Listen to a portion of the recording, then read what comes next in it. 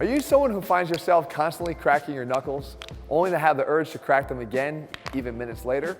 How about your neck? What about your back? If so, you might be a crack addict, and I'm here to help.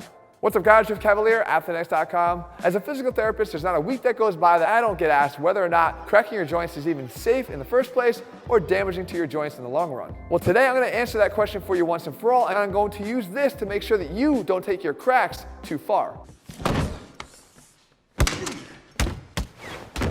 Well, have you ever heard that the reason why you want to crack so badly is because you have air bubbles inside those joints that just has to be relieved? Well, that's actually not entirely accurate. You see, if I take out this syringe and a little bit of this, don't ask, I can actually take you inside one of those joints that you're popping right now to show you exactly what's happening. What this represents is actually the synovial fluid that bathes the joints of your body. And though you thought the bubbles already existed, they actually don't. You're creating the bubbles by taking yourself through extended ranges of motion. So if I took this syringe and I pulled back on the fluid that's inside here, you can see that I'm creating that negative pressure that creates the bubbles. Well, the act of pulling back on the syringe is actually pulling me into that extended range of motion, much like I would when I'm trying to crack my knuckle and pull it backwards. So the idea is maybe you're not responding to a need to crack, but you're actually responding to a need to get into full range of motion.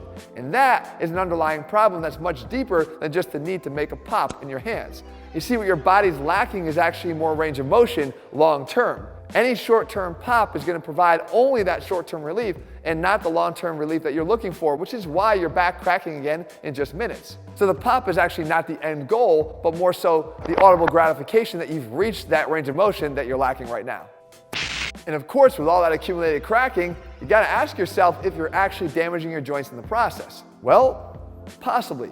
It's because how you're cracking your joints right now actually matters. If you're taking yourself through actual ranges of motion of the joints you're trying to pop, well, then it's not so bad. But if you're creating all new ranges of motions in joints that didn't exist before, or you're contorting yourself in different ways to achieve that pop, well, I think you're probably causing yourself some long-term damage. You may have heard the risk of developing arthritis by cracking your knuckles. I'll ease your mind a little bit here. Likely, that's not going to happen. However, creating joint instability and ligament laxity can. If I were to take this finger here and move it through one of its normal ranges of motion at one of these distal phalangeal joints, I'm going to be okay because it's meant to be extended, it's meant to flex. If that's how you're cracking your knuckles right now, no problem. As a matter of fact, you can even twist this joint because it has some rotation ability in it. However, when you start to do this, you combine the twisting with the flexing and the side bending, well, you're now creating ranges of motion that really don't exist in that joint. And what you're doing is creating some of that laxity in the joint and the tendons and the ligaments that support it that could create some instability and maybe even some swelling in the short term. Continue to do that over and over and over again, you might be in for some long-term discomfort. So how can you be sure that you're doing it right with every joint that you're cracking right now? Well, let me show you. So let's start with you neck crackers out there. And it's a good place to start because not doing this right probably has the most serious of implications if you get it wrong. So what I want you to understand is, again, what range of motion are you likely restricted in? And when it comes to the neck, there's really only two, and that's side bending or rotation. And even though your neck can flex forward or extend backwards, they're generally not the areas that you're most restricted in. You see, rotation and side bending happens to be caused a little bit more from an overuse of this. So how do we fix it? Well, try one at a time. Start with side bending. The way to do this is put one arm behind your back and then reach up and over the top of your head just like that, and make sure you bring your ear directly over towards your shoulder. And if you see, right there, you get a little bit of a pop at the end range of motion for the same reasons we talked about before with the green liquid in the syringe. Now, if side bending doesn't get you the crack that you're looking for, then maybe you want to explore rotation. So what you do is you move yourself over to one side or the other side, again, all the way over as far as you can, but again, doing this in a way where your neck just moves nice and smoothly like it's on a swivel. But what if you want to combine those two? Others might tell you that it's actually a dangerous thing to do. I'm not one of them. Because again, we're utilizing ranges of motion that are normal for the cervical spine. So if you're going to do this though, don't do this variation of the crack. Because this is called the head swivel, and you might just pull your whole damn head off. Not really, but again, it's unnecessary. Too much force and sometimes prone to too much velocity. So instead, you just move your ear towards your shoulder, and then you use the overpressure on the chin itself. So you go into that side bending, and then you use the extra overforce there. But the idea here, though, is you're exploring normal ranges of motion, making this safe to do. Now, if it's your back that's in need of the crack, what can we do then? Well, keep sitting where you're probably sitting right now, and I can help you to do that. We have to talk about two different areas of the back though. The upper back or the thoracic spine, and then the lower back or the lumbar spine. And when we're talking about that upper back, you could actually take that chair you're sitting in right now and establish extension back this way, because we tend to get way too rounded these days, and rotation through the thoracic spine. So let's work on rotation first. If you want to get rotation sitting nice and tall, you take your back arm, you hook it on the back of your chair however well you can. And from that point, you now take your opposite arm, reach across to the opposite leg. You're gonna pull back here and push through that arm and create that rotation, which you're gonna feel that pop if it's present higher up in that upper middle portion of your back. Now, if you want to work on that extension loss that you have, which oftentimes is what people really lack, then what you want to do is put your hands up here around your neck, keep them nice and high, round the shoulders out a little bit like that, and then lean back over the back of your chair, using it sort of as the fulcrum point for helping you to get that extension loss that you have right now.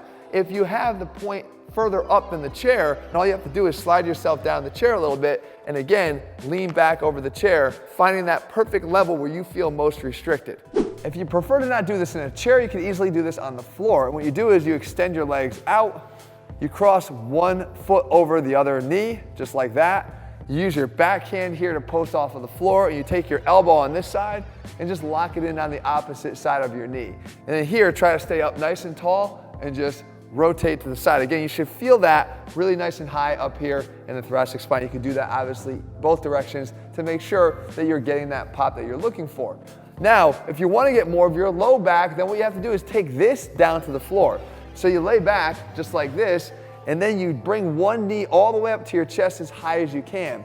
At this point, you're going to pull it across your body, using the opposite arm over here to open up your chest, to lead this stuff back and create the rotation that you're looking for down there. Now, ironically, if you were to look at this, this is not really a rotation stretch in the lumbar spine, because we don't have a lot of rotation down there, only 10 degrees maximum. Instead, what we're actually getting is a little bit of side bending here in the lumbar spine because of the hip being held up high.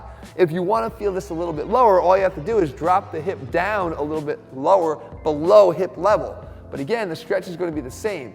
Same thing you do on the opposite side. You put that leg down straight, across, this pulls over here, that goes that way. This is a good way and a safe way to get that low back of yours to feel that release if you're feeling tense right now. And as I said, if it's those knuckles of yours that you just have to crack, then make sure again you're doing it with those normal ranges of motion. So things like flexion and extension of these proximal joints is fair game to get them to pop. And even some of that rotation that we talked about at the distal joints. If it's that thumb of yours that really feels like it's stuck right now, getting that opposition is going to be perfect for helping you get that crack right here at the base of your thumb. Once again, reminding you that it's those normal range of motions that you're trying to explore to avoid those abnormal changes to the joints long term. But again, if the pop is just serving as an audible feedback to the fact that the real issue is the lack of range of motion that you have right now, are you really even solving anything by cracking? Well, not likely, but a good stretch that you can do every single day that will address most of these restricted areas, well, that can help you a lot. And that's why I want you to watch this video next for one amazing stretch that you can do without any equipment at all every single day to feel much better without having to rely on the popping. If you're looking for a complete program, guys, you can find it over at AthleanX.com. In the meantime, if you haven't done so, click subscribe and turn on notifications so you never miss a video when we put one out. Guys, watch this video next. I promise it's going to help.